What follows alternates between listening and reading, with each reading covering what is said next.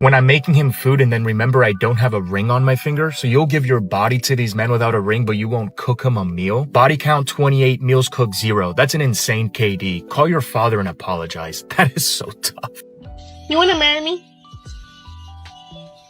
What? You're like, do you want to marry me? I read your lips and I said no. We listen and we don't judge. When we were on our break, I got back together with my ex and we filmed content, and I'm still making money off of it.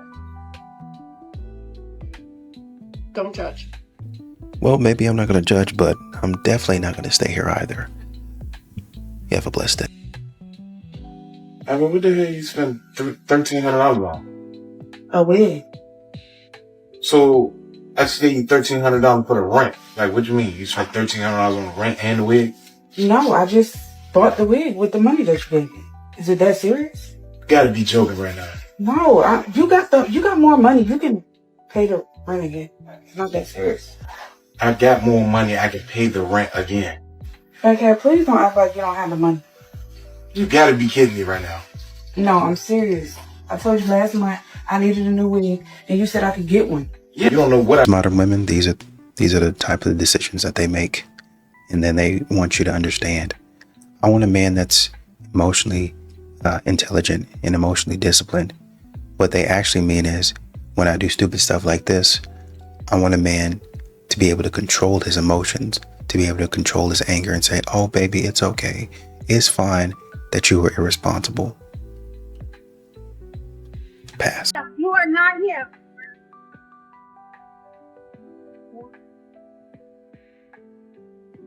Oh! I don't know if I can get your number by any chance. Nah, I'm good. No.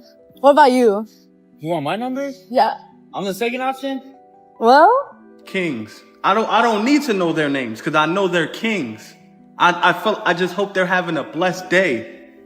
This lady did the weirdest thing, bruh, to cheat on her husband. Her name is Sherry Papini. This was in 2016. She one day decided to go take a walk, and while she was walking, apparently she just vanished and didn't come back home. And mind you, she has a husband and 2 kids. So he goes out himself, he starts looking around for her with his kids. Pretty much nothing comes up. So he's like, what the hell? Ends up putting out like a police report. They end up putting out like missing person posters and stuff like that around the city. They look for this girl for 3 weeks. After the 3 weeks, bro, they ended up finding this girl on the side of a highway, and she was tied up. She had like a bag over her head, and she was super beat up, and like her nose was broken and stuff like that. Yeah.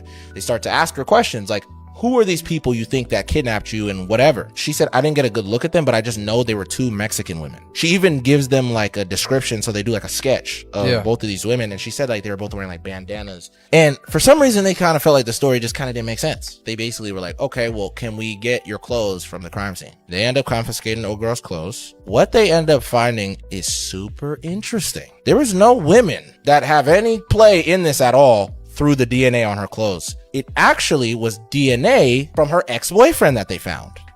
So they end up going and visiting this girl's ex-boyfriend, and the minute he sees the cops, bro is like, oh hell nah, bruh. She literally created this whole thing. It's a hoax. It's not even true. She beat herself up to the point where she broke her own nose, tied herself up, all of this other stuff. This girl ends up getting caught up because dude snitches on her and pretty much gives them the whole breakdown. Like, she pretty much just wanted to cheat on her husband, and she did not want her family to find out.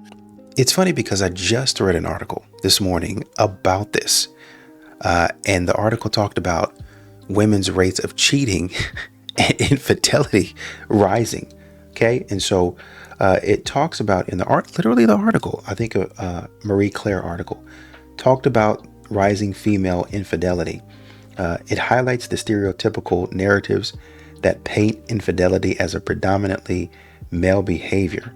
And the data shows that women's rates of cheating are on the rise, while men's have remained relatively steady. Okay, so it cites research noting about a 40% increase in women having affairs between 1990 and 2017, suggesting women may now cheat at a similar rate to men.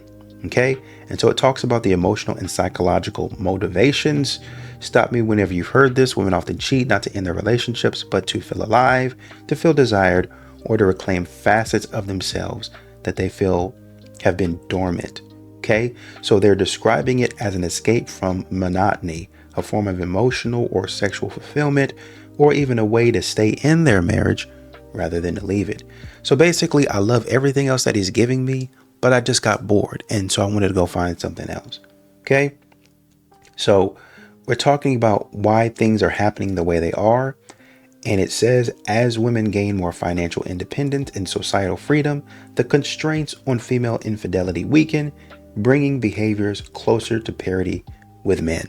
So basically, the more money we make, the more irresponsible we get, is what I'm reading here. And once again, staying versus leaving, women often cite emotional neglect, a desire for novelty, boredom, or a need for recognition, not necessary hostility toward their partner as reasons for cheating. Well, like I said, stop me if you've heard that before. And then better concealment, which is what we have here. The woman beating herself up, tying herself up, being found on the freaking side of the highway, of the road. Better concealment. Some researchers suggest one reason women appear to be catching up is that men are simply more easily detected as cheaters through facial cues, gestures, or confessions, whereas women are better at hiding or framing their infidelity. All right. And so you have women that they'll cover their tracks by deleting messages, arranging alibis, keeping their schedule tight so there are no unexplained absences. They'll also frame it in a way when they do have to admit it, kind of like, I was lonely, we'd grown apart, it just happened, so it feels more justified. It's less like an outright betrayal, like I did this without reason, I was irresponsible. You have to understand that I was going through something. It's more like I had no other choice. Look at the humanity of the situation. I was forced to do it. So please forgive me, right? So they're just spinning it. These women are just, modern women, I should say, they're just PR, public relations, experts, lying and carrying on, trying to spin the narrative in a way that makes them look better. And this is what she was doing. She went out there for some reason. I have no idea why. She got caught up. Maybe she wanted to, I don't know what she's doing, to be honest with you. I don't know what she was doing out there. She was acting like an idiot, plain and simple. She tried to conceal it by hurting herself, and she got caught in the end. Stupid.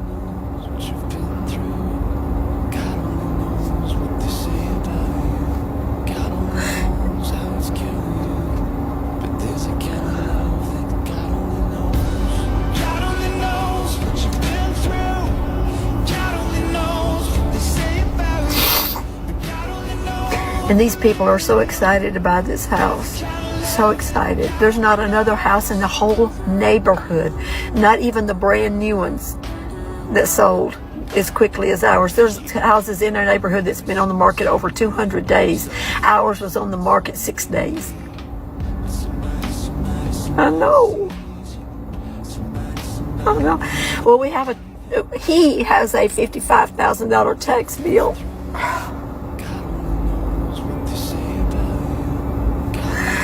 And I'm not even sure 100% if that's going to affect me. Since I'm under a gag order and I can only say so much, I can say shame on you. Going through a divorce at 66 years old, when you have proof that you absolutely deserve that request. It's very wrong for your adult children to get involved and make opinions. Even your adult children's spouses, no matter what the gain or no matter the loss, that's something that should stay between the people who are divorcing. And I'm not worried, and this isn't the final say-so, because God will have the final say-so. I'm going to make it to the other side of this divorce, and I'm going to be happy when I get out on the other side, and I'm going to be free. I'm going to be there. You'll see. I don't need your permission, nor do I need your approval. I'm going to make it. Well, I heard you say that you were under a gag order. You don't think that you should maybe be quiet about certain things. You don't think that maybe you should keep certain things private. You don't think, oh, wait for it, maybe your children are speaking on things because they know you. Maybe they're saying, and to be fair, sometimes the argument is presented from the other side, and it's not necessarily correct. It's not necessarily the whole story. But based on what you're doing now, telling people who don't even know you, for what? They're not even involved in your business. Could it be that you were doing the same thing in your relationship? Could it be that you were doing other things detrimental to your relationship and your kids just happen to know about it? Could it be that?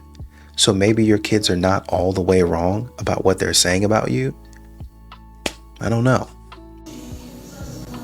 Divorce hurts. And divorce at 66, when you don't know what tomorrow's gonna hold, is scary. Not that I don't trust God. Oh, I just don't know anymore. Forgive me for not going live tonight. I'm here by myself, and I need to be here by myself right now.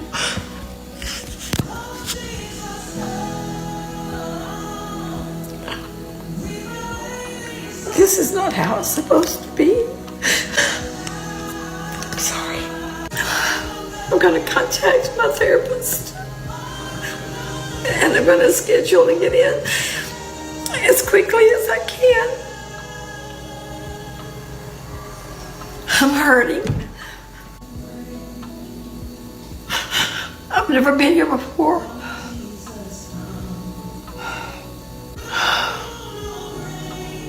I'm hurting.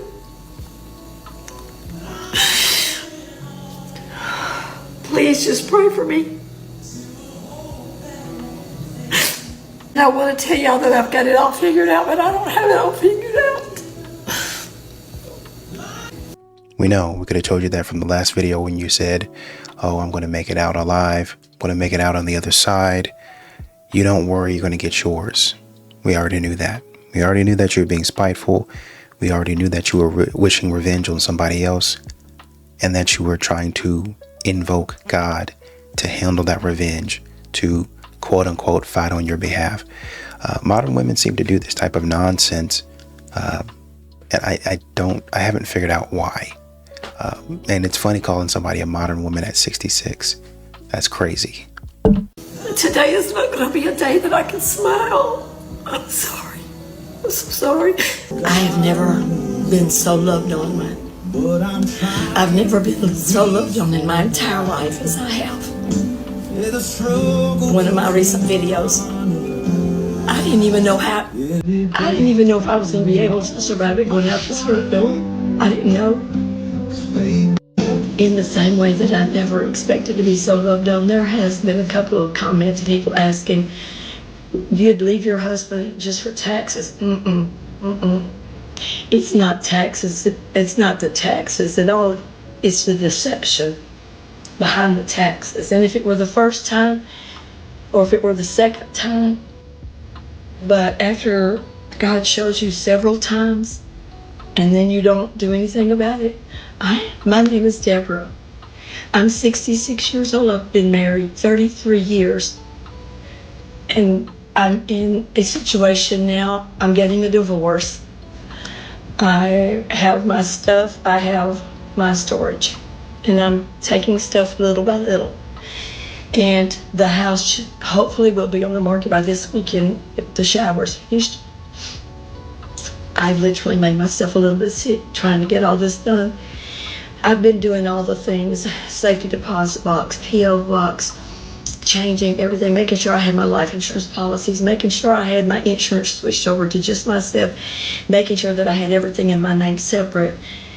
I was standing in the kitchen 11 weeks ago, this past Friday.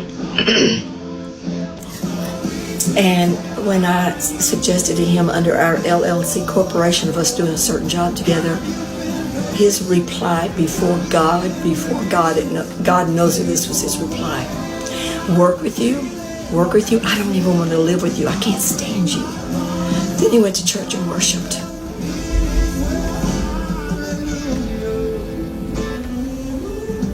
The last time I drove out of the parking lot of my church that I loved so very much, I cried out to God, God, I need more. I need you to come down here right now and just help me, God, help me, because I cannot do this on my own. And God sent me, you guys. God sent me. We listen and we don't judge room. It's a separate little room that we started 11 weeks ago, and we try to do it almost every night, somewhere between 8 and 9, 7 and 9. And tonight, I can't go lie, my voice is like shot. I've just about made myself sick moving all this stuff. But I want you to know that this is not a easy decision, nor is it a quick decision. Neither is this a decision that I'm making without going to my pastor first. And I just feel like I'm out of resources. I'm out of answers, and I need a Savior. I need God to come down and help me. So I didn't know what I was going to do when he affected my Social Security the way he did. Hold on just a minute. I didn't have an idea. I'm like, what am I going to do? What am I going to do? But God, I just felt led one night, 11 weeks ago, to pick up TikTok and go live. I've never ever told anything like this out on social media before, but it comes a time when you're hurting and your resources are depleted, and the only thing you have to lean on, only person, is God. And I really feel like God opened this door for me to come to you all. This is way beyond taxes. This is deception, verbal, emotional, yelling, shouting, telling me how low down I am, how worthless I am, telling me that I'm backslidden, telling me I'm nothing, I'm a liar, I'm this, I'm that. Every day it's name calling. And when you've done all that you know to do, and you've gone to your pastor and you've done all that you know to do, you take a step back and you wait on God. And I'm waiting. I'm waiting on a Savior. And I know he's going to come through for me. He always has. He's never failed me yet. But I just ask that you all be patient with me until I get there. And I will get there. I love you all so super, super big. And if you have any comments, please feel free to leave them. I'm trying to get to as many as I can get to. And a lot of you have private messaged me some of the most sweetest words I've ever heard in my life. God's got me, y'all. God's got me, and he's not going to let this go swept under the rug. I didn't do anything to deserve this. I didn't do this. I didn't deserve this. And God is going to come to my rescue. He always does. Stay with me. We're going to get there. And I'm taking y'all every step of the way. I'm going to take y'all with me on the way out the door.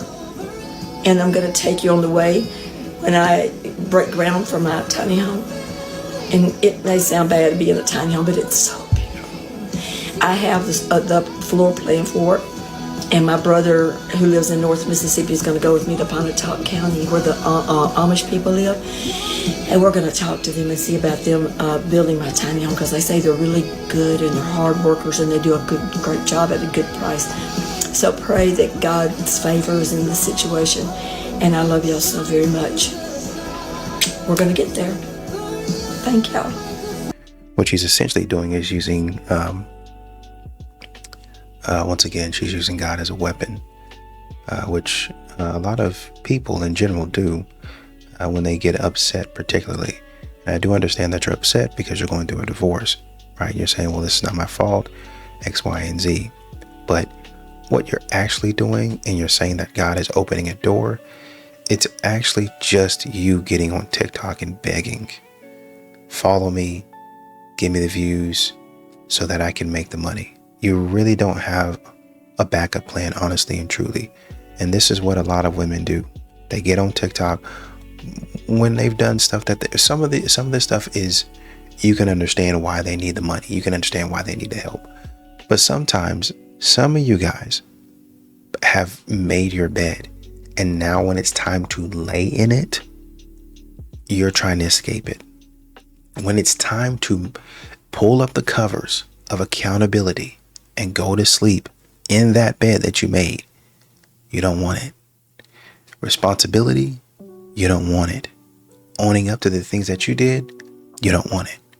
All we continue to hear about, as in most cases, is how the man was wrong, how the man did you wrong, the things that the man said to you. It is honestly the most shocking, the most confusing thing that somebody could ever experience is, I didn't do anything wrong. I did absolutely nothing wrong. Everything that they're doing to me is terrible. It's horrendous. You never take accountability for the things that you did. It's all his fault. Everything that he did, everything that he said. But I'm separating my stuff out. I'm separating this insurance out. I'm taking everything that I need. I'm slowly but surely putting everything that I want and I need in storage. I'm going to my brother's. We're going to get set up this. We're going to set up that. And then you're probably going to come back and ask him to pay for certain things. Ask him to fund certain parts of your lifestyle. But he's going to be the bad guy in any situation.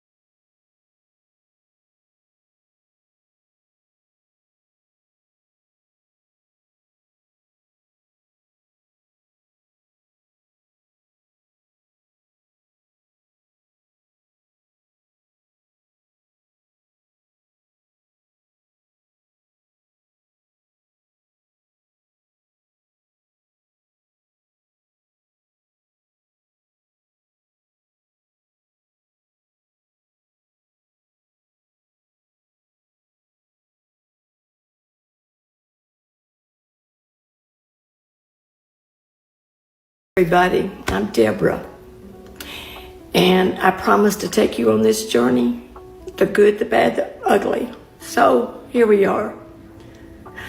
I'm 66 years old, and after being married 33 years, realizing and admitting to myself of all the verbal and emotional, and then finally the deception, it was more than I could take.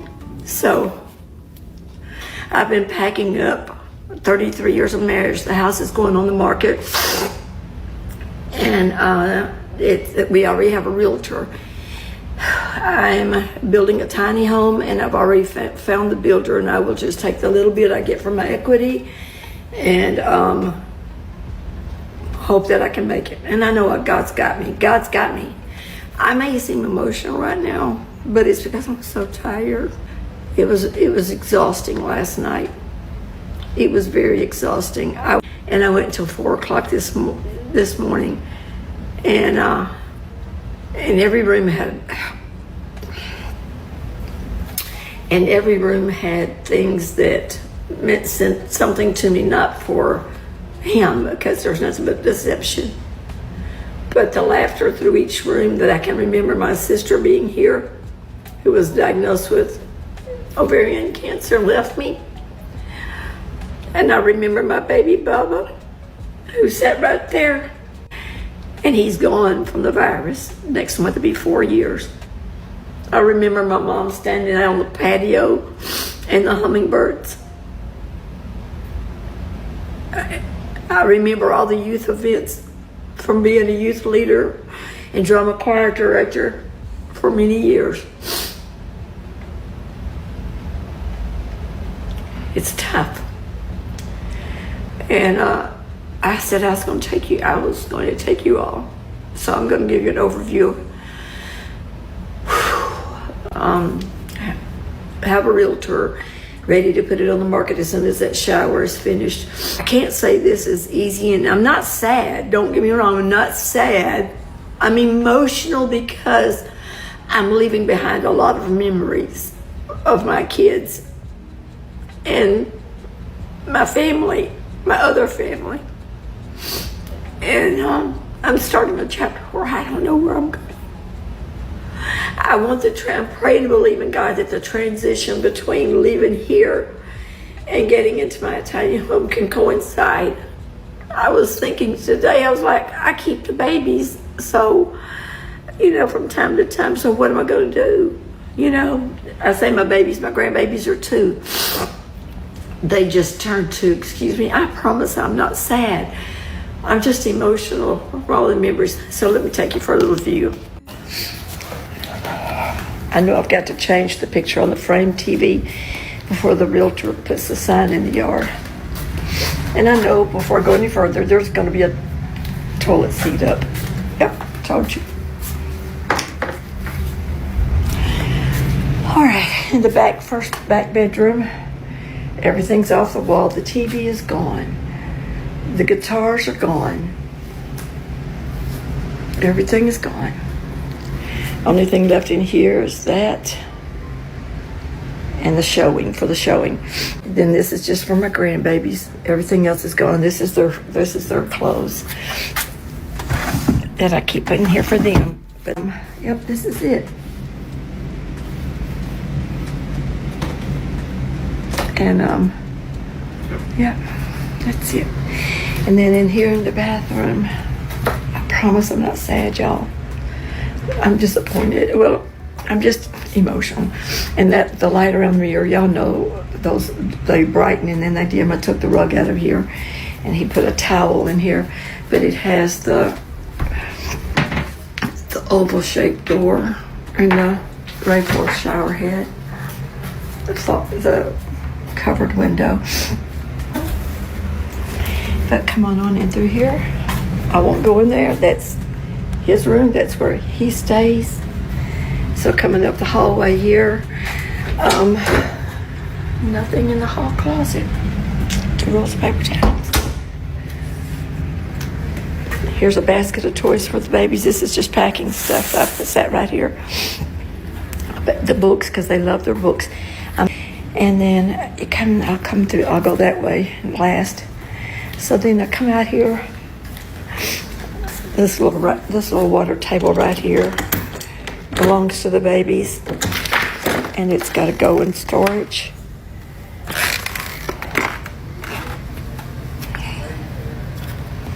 This is the golf course out there. I see a red cardinal, and then this is the backyard.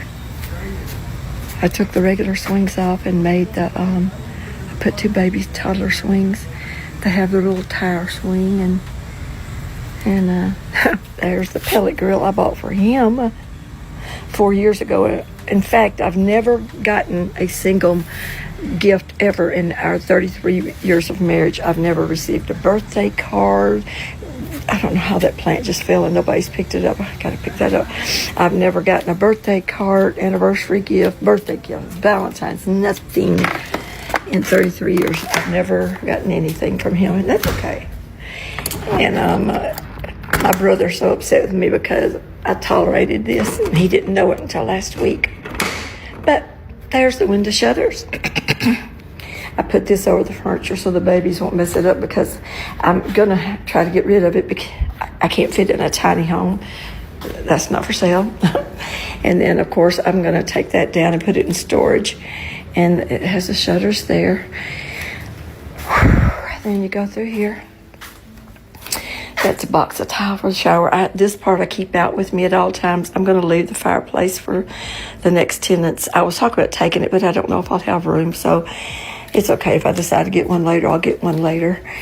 And I've pulled this out and pulled that out, pulling things from behind it. And this is the shower. And he was ready for the Japanese doors until he didn't measure, and he was short 2 inches and had to take these tile down and go in 2 inches, and so he's got to put that back up. And he made me pay him. I agreed to, because he's a contractor, my husband is. And these are the the Japanese doors. They're 4 long panels of glass, wide panels of glass. And yeah. Yeah.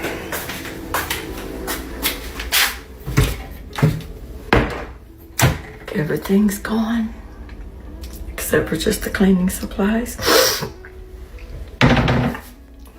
pulling everything out. That's what's going on over here. And yeah, had to pay him. And then that's the rain shower. See, that'll have the rain shower up there. And then this is a little hand nozzle and stuff like this one, like that.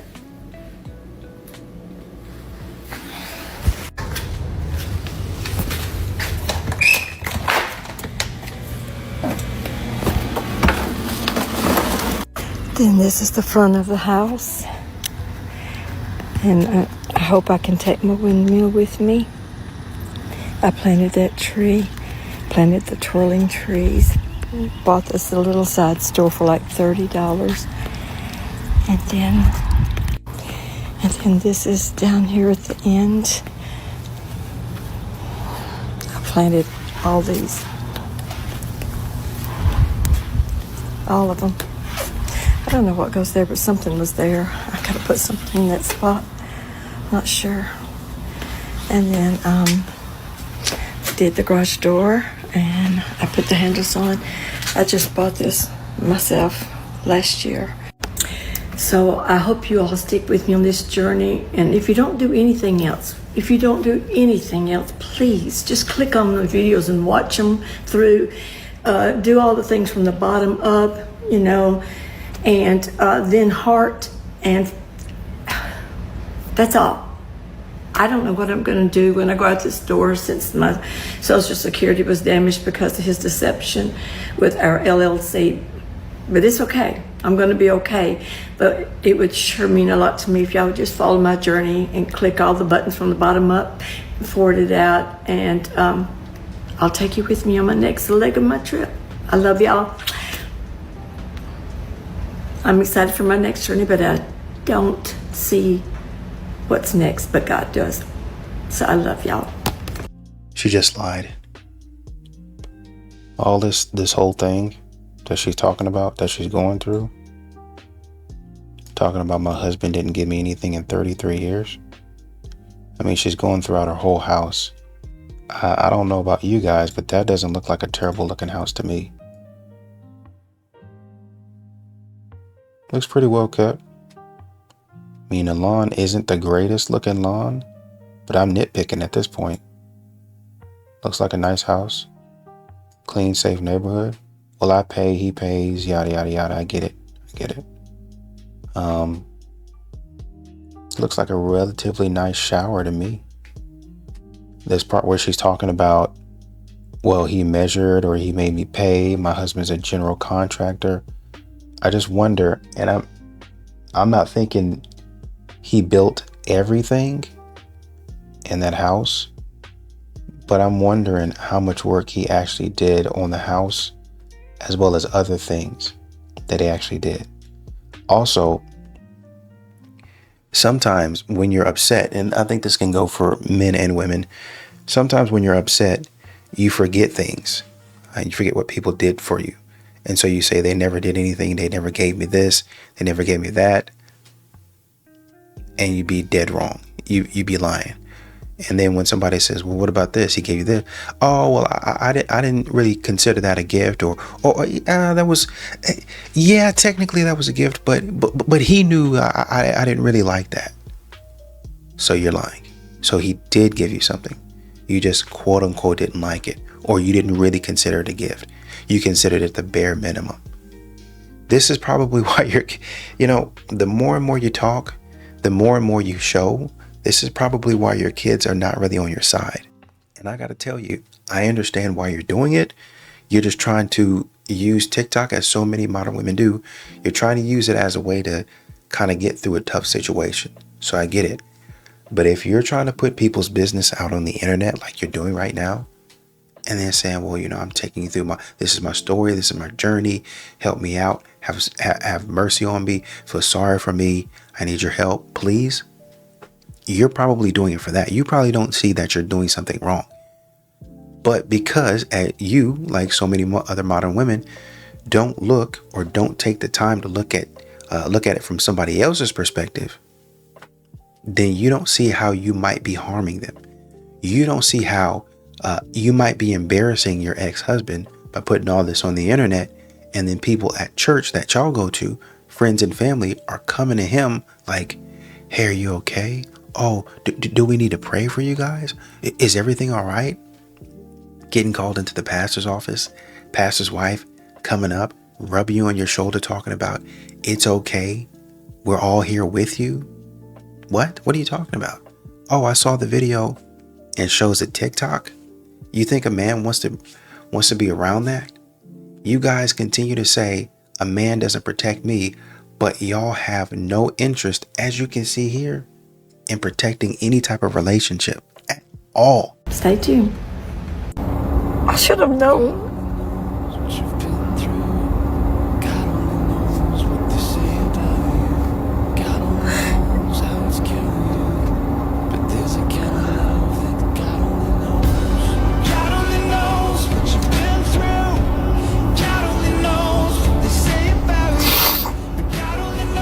And these people are so excited about this house. So excited. There's not another house in the whole neighborhood, not even the brand new ones, that sold as quickly as ours. There's houses in our neighborhood that's been on the market over 200 days. Ours was on the market 6 days. I know. I know. Well, he has a $55,000 tax bill.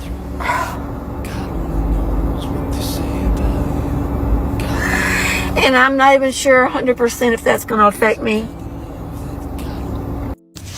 We listen and we don't judge. That's the name of the prayer room that we started 11 weeks ago tonight. And the reason is this. I'm 66 years old. I've been married 33 years. And I'm going through a divorce. I didn't ask for this. I never thought I'd be in this place. And I found myself facing things that I never thought I'd face. And I'm going to make it. I found out 11 weeks ago tonight that my husband had been filing our taxes as a sole proprietor for over 22 years. And I didn't know that until I filed my Social Security. And then when I filed my Social Security, I couldn't understand why it was so little. Well, then the contract that we had with our company ended on January the 31st. So I got online to file his Social Security. And I was like, wow, how is this so much bigger? So I contacted Social Security and they said, oh, well, the only income that you've shown in the last 2 decades is other jobs. You're not on the contract with LLC Corporation. And I'm like, but I am. And God allowed me to find the paperwork. I found the paperwork 3 weeks ago tonight. But before all that, I went to Social Security and they told me they'd have to make an appointment by phone. And they did. I went to IRS and they said they could only go back 4 years. Listen closely, only 4 years. So if you're holding a bunch of paperwork, don't worry about it. They won't go back after 4 years. They told me to go back further than 4 years, I would need an IRS attorney. And so when I told them what my husband had done, they said, well, go back and research it to 2002 when it started. The cost will be $9,125. But don't worry, you can pay it out $200 a month. I'm not paying it. I didn't do it. He did it. So they said the best thing that we can advise is to put both of the checks together and split them down the middle, because I'm not staying with someone I don't trust. I've spent the last few days packing, and the house will be on the market next week. So this is the visual. Let me show you what the shower is looking like. Excuse the mess, but the shower was the last thing we were waiting on to put it on the market. And it's being worked on and hopefully completed by this weekend. This is the Japanese shower doors. So just to give you a synopsis, packing. Running everything through the dryer.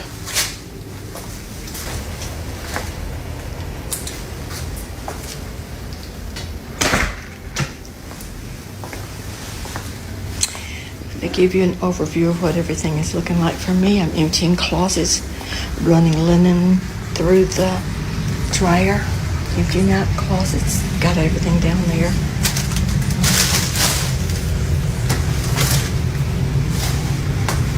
It was my dream bathroom. Took me many years to accomplish this, and then for nothing. Because now someone else will enjoy it, but that's okay. That's okay. I have a tub here, and the closets are empty now. And the only thing that will be left in this room will actually be for staging.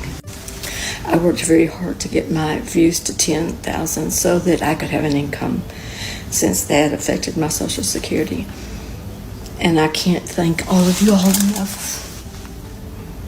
I'm not down about this. I already have the floor plans of what the house, the tiny home that I'm going to have. It's absolutely stunningly beautiful.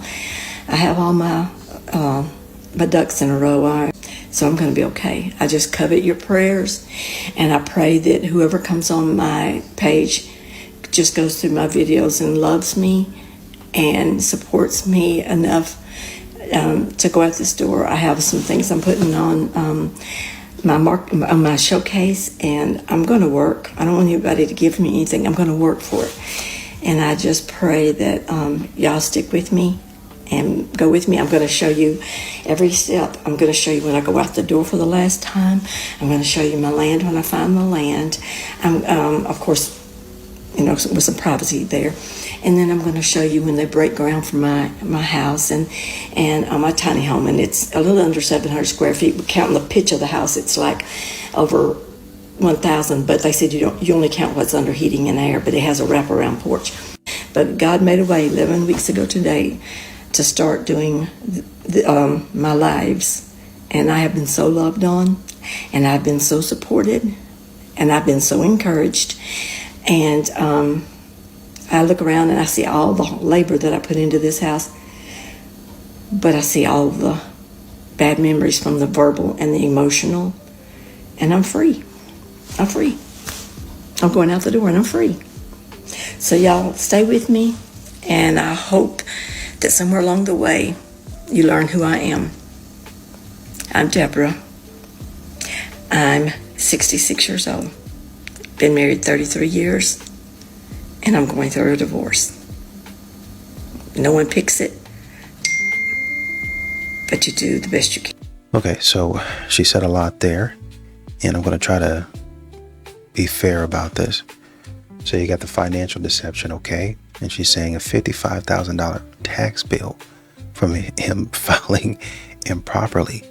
Then she says, I'm trying to go and see what's going on when I'm trying to get my Social Security, but then I find out when I'm trying to pull my Social Security that he filed wrong.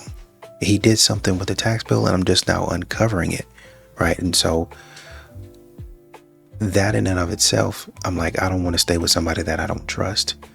$55,000 is a lot of money, especially for taxes, is a crazy amount. So if he's not saying anything and he's filing wrong, I definitely get it.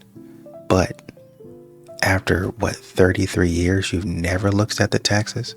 Ever? Not at all? You've not ever asked any questions about it? Hey, how do we do this? What are we doing? You just allowed that? You were not involved at all? Even though you're saying I contributed significantly in this way? And I know you might make the argument, he was good at that stuff and I trusted him with that stuff, so I just left it alone. I get it and I understand it, but I think this goes back to, and I understand that you feel safe about it, but I'm thinking about a woman right now who don't be asking no questions about no rent. She don't be asking well, my man makes me feel safe. I get it. But in the event that something happens, you need to know what's going on around your house. Too many times, a lot of these women be looking to be passenger princesses. They be looking to be in their soft girl era, and they don't be asking questions. They really, honestly, it's a form of checking out of the marriage, to be honest. Just not even checking out, but putting it on cruise control to where you're not even asking anything. And so now after 33 years, you get to this. But I do understand where you're coming from. Then you're talking about emotional and financial mishandling to where he's hurling insults and he's neglecting you and he's not transparent about his finances. Then you feel isolated. You didn't get any gifts from him, but you're looking forward to this divorce, moving out and doing all that other stuff. Again, would love to hear his side, because immediately, and I've seen it over and over again, especially on TikTok, where they'll go right to what he said, right to what he did. Well, he said this to me. How could he? I'm thinking about a woman right now in one of the clips that I covered where she admitted that the woman was being difficult. She was drunk. She fell down. Men came to help her and she wasn't cooperating with him. So a man said, man, forget this. I'm walking off. She turned around and called him out his name, basically. Called him a derogatory term. Out his name. Didn't even know the man. And when the man turns around, he says, who are you talking to? Oh, you want to put your hands on me now? You want to square up and possibly swing on me? Yeah, because you insulted me. So now, when you're talking about how terrible I am, why don't you throw yourself in there? But they're probably not going to do that because they don't want to take accountability. So, like I said, I get where you're coming from, especially with the $55,000 tax bill. That's huge. But where in this are you going to take accountability for not participating in the relationship? Where in this are you going to take accountability for maybe some of the things that you said in the arguments, in the conversations? I'm going back and forth, well, God this, God that. Where are you going to take accountability for the things that you are doing?